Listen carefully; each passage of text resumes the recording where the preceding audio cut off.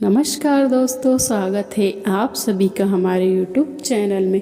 तो दोस्तों, आज मैं आपको शीतला अष्टमी बसोड़ा व्रत कथा सुनाने जा रही हूँ। इसे पूरा अंत तक अवश्य सुनिएगा। और अगर मेरे द्वारा सुनाई गई यह कथा आपको पसंद आए तो चैनल को सब्सक्राइब कर बेल आइकन को प्रेस कर दीजिएगा। ओम श्री गणेशाय नमः। जय हो माँ शीतला की। एक बार शीतला माता ने सोचा कि चलो आज देखूं कि धरती पर मेरी पूजा कौन करता है, कौन मुझे मनाता है। यह सोचकर शीतला माता धरती पर राजस्थान के डोंगरी गांव में आ गई और देखा कि इस गांव में मेरा कोई मंदिर नहीं है और ना ही मेरी पूजा होती है। शीतला माता गांव की गलियों में घूम रही थी, तभी एक मकान के ऊपर से किसी ने चावल का उबला पानी यानी मांड नीचे फेंका। वहाँ उबलता पानी शीतला माता के ऊपर गिरा, जिससे शीतला माता के शरीर में फफोले छाले पड़ गए। शीतला माता के पूरे शरीर में जलन होने लगी। शीतला माता गांव में इधर उधर भाग भाग कर चिल्लाने लगी, अरे मैं जल गई हूँ, मेरा शरीर तप रहा है, जल रहा है, कोई मेरी सहायता करो।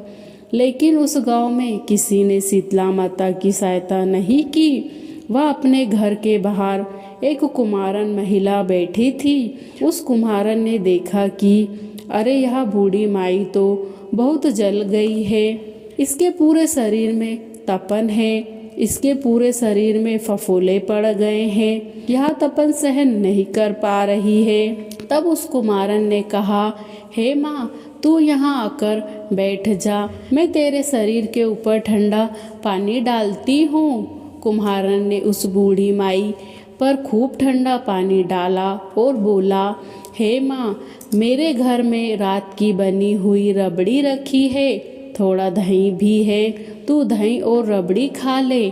जब बूढ़ी माई ने ठंडी जवार के आटे की रबड़ी और दही खाया तो उसके शरीर को ठंडक मिली। तब उस कुमारन ने कहा, अब माँ बैठ जा, तेरे सिर के बाल बहुत बिखरे हैं, ला मैं तेरी चोटी गूँथ दूँ। और कुम्हारन माई की चोटी गूँथने हेतु कंघी बालों में कर रही थी। अचानक कुम्हारन की नज़र बूढ़ी माई के सिर के पीछे पड़ी और कुम्हारन ने देखा कि एक आग बालों के अंदर छुपी है। यह देखकर वह कुम्हारन डर के मारे घबराकर भागने लगी। तभी उस बूढ़ी माई ने कहा, रुक जा बेटी, तू डर मत, मैं कोई भूत प्रेत नहीं हूँ, मैं शीतला देवी हूँ। मैं तो इस धरती पर देखने आई थी कि मुझे कौन मानता है, कौन मेरी पूजा करता है। इतना कहकर माता चतुर्भुज वाली, हीरे जवाहरात के आभूषण पहने, सिर पर मुकुट धारण किए अपने असली रूप में प्रकट हो गई।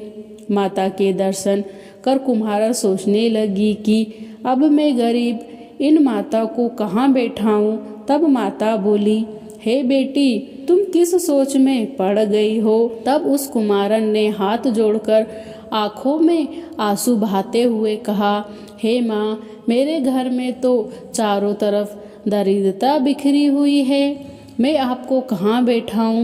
मेरे घर में ना तो चौकी है, ना बैठने का आसन है। तभी शीतला माता प्रसन्न होकर उस कुम्हारन के घर पर खड़े हुए गधे पर बैठकर एक हाथ पे झाड़ू, दूसरे हाथ में डलिया लेकर उस कुम्हारन के घर की दरिद्रता को झाड़कर डलिया में भरकर फेंक दिया और उस कुम्हारन से कहा, हे बेटी, मैं तेरी सच्ची भक्ति से प्रसन्न हूँ, अब तुझे जो भी चाहिए मुझसे वरदान मांग लो।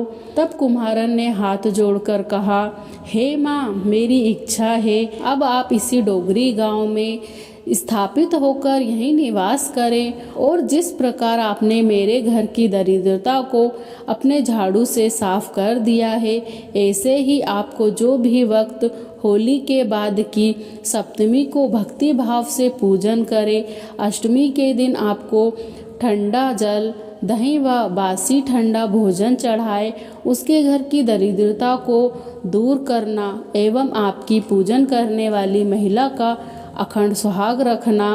उसकी गोद हमेशा भरी रखना। साथ ही जो पुरुष शीतला अष्टमी को नाई के यहाँ बाल ना कटाए, धोबी से कपड़े ना धुलवाए और पुरुष भी आप पर ठंडा जल चढ़ाकर, नारियल फूल चढ़ाकर परिवार सहित ठंडा भासी भोजन करे, उसके काम धंधे व्यापार में कभी भी दरिद्रता ना आए, ऐसी कृपा आप उस पर करना। तभी माता बोली, तथास्तु। हे बेटी, जो तूने वरदान मांगे हैं मैं सब तुझे देती हूँ। हे बेटी, तुझे आशीर्वाद देती हूँ कि मेरी पूजन का मुख्य अधिकार इस धरती पर सिर्फ कुम्हारन जाति को ही होगा। तभी उसी दिन से डोगरी गांव में शीतला माता स्थापित हो गई और उस गांव का नाम हो गया सील की डोंगरी। सील की डोंगरी भारत का मुख्य एकमात्र मंदिर है। शीतला सप्तमी के दिन यह बहुत विशाल मेला लगता है। जय हो शीतला माता की। तो दोस्तों, यहाँ थी हमारे शीतला सप्तमी अष्टमी की कथा। आपको मेरे द्वारा सुनाई गई यह कथा कैसी लगी है? अच्छी लगी हो तो मेरे चैनल को सब्सक्राइब कर बेल आइकन को प्रेस कर दीजिएगा। साथ ही लाइक, शेयर और कमेंट बॉक्स में जाकर जय हो माँ शीतला की अवश्य लिखिएगा। पूरा वीडियो देखने के लिए आप सभी का बहुत बहुत धन्यवाद। मिलते हैं अगली वीडियो में।